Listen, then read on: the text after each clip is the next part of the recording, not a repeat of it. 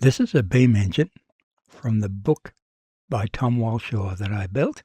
He contributed to the British magazine's Model Engineer and Engineering in Miniature.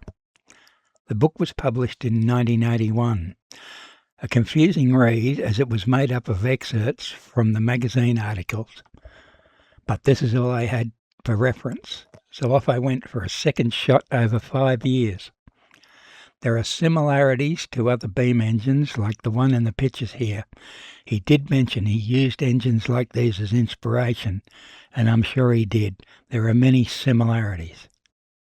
I cast the cylinder in some attempts at casting and gave up as I could not purchase the casting set. The cost of postage combined was $1,600 AU, and that was pretty prohibitive.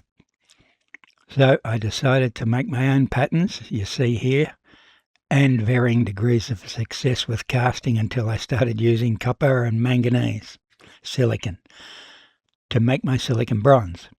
It pours and casts much better. Here is a pic of the manganese, silicon and copper to give some an idea of what it looks like in the flesh. And some pictures of my hit and miss casting attempts. It was all good fun either way.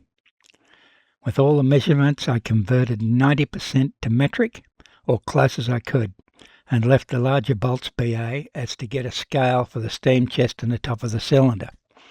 For a better look, their hexes are scaled pretty well, and that works for me. I used 1.8 as they are the same as 10 BA in some places, and 3mm hex brass for the nuts. I also made M1 bolts to hold the collars on small shafts, so there is no long-winded madness spoken in reverent tones, just a vid and some pics of it running. Not on steam yet, but I could build a boiler, I guess. Anywho, that's it, a beam engine.